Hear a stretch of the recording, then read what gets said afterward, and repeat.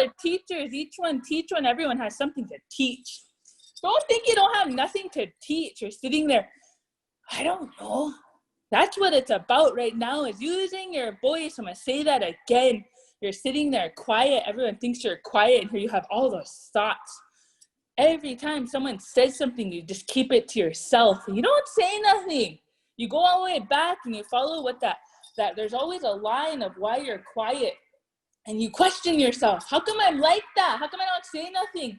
And you ask, and you go all the way back into your childhood, when that one time you had that one uncle that told you to be quiet and don't be saying stuff like that. Then you got nervous. Then you got scared. Then something shifted in you. And then you know what you got to do is you got to tell your inner child.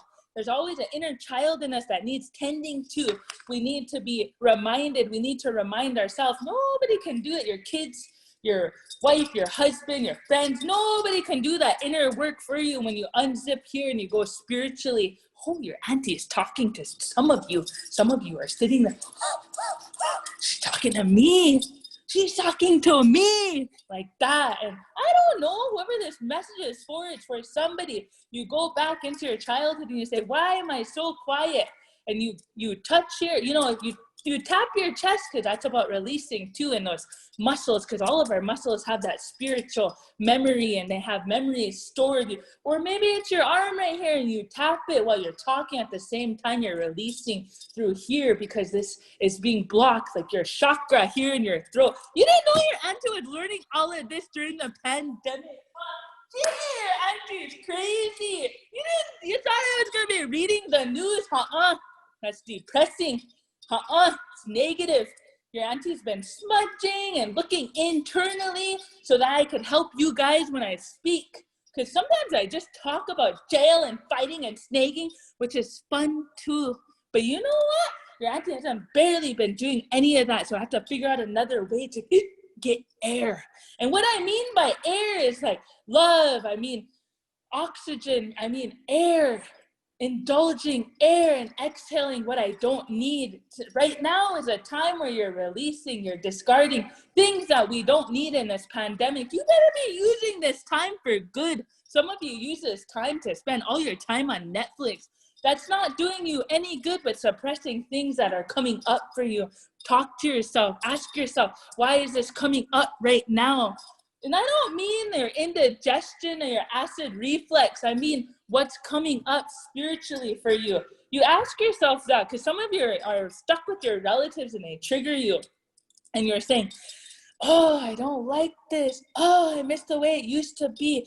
Oh, and you're like having all these aches and pains, and your anxiety is high, and you feel frustrated, and you're crying, and you have no space for yourself, and all of these, there's people in your house that you can't stand, and all of this is here for a reason. It seems wrong, seems really wrong, but you know what? It's right, because these things needed to be addressed, and when we were living this regular life, we took it for granted. When we did that, we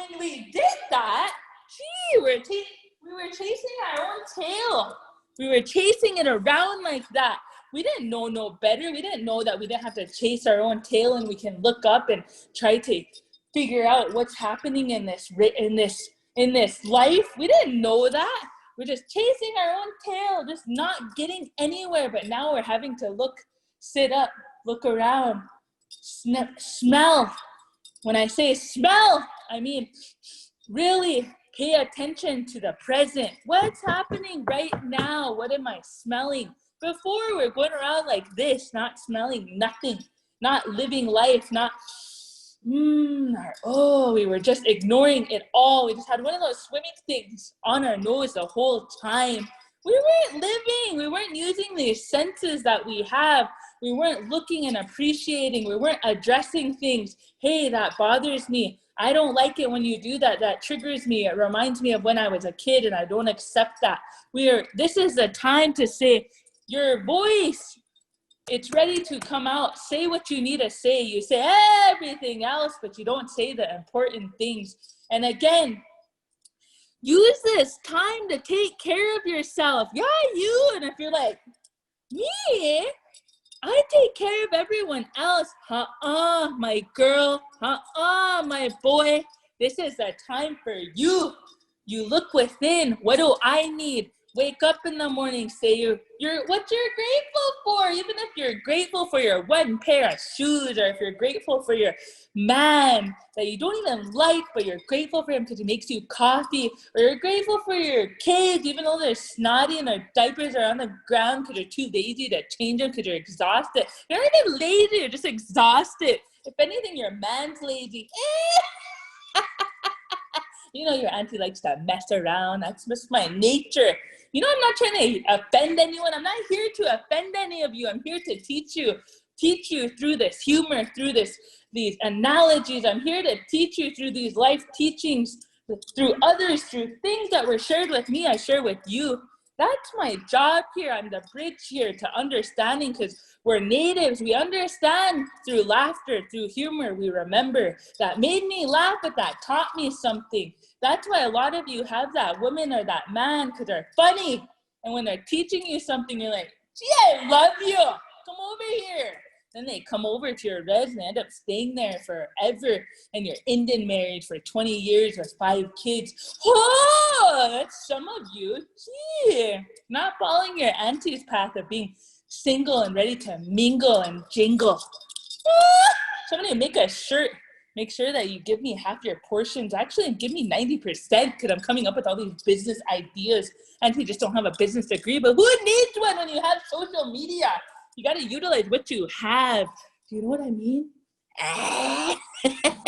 Every opportunity is a good opportunity. That's why your auntie stood up like that, because you never know if there's uncles watching that your auntie don't have on a to-do list yet. See? You say things fast, and if people hear them and they catch them, they do, and if they don't, they don't. Ooh. Again, take care of yourself.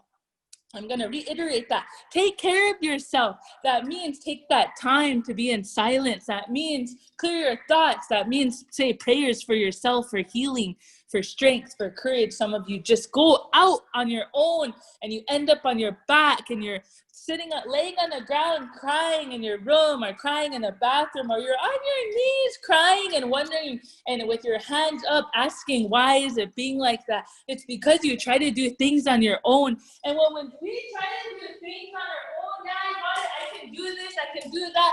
Yeah, yes, you become a yes person. When we become a yes person, we slowly start to lose energy. And then we're sitting there and we're crying and we're asking for help. Finally, when we're at our knees and we ask the spirit, we ask whatever you believe in, the higher power, for help, we start to get up again and find that strength within. It starts within. You can't be having your cup full and, yeah, I'm gonna help you. Yeah, I'm gonna help you. I'm not gonna help myself. I come last. We don't come last.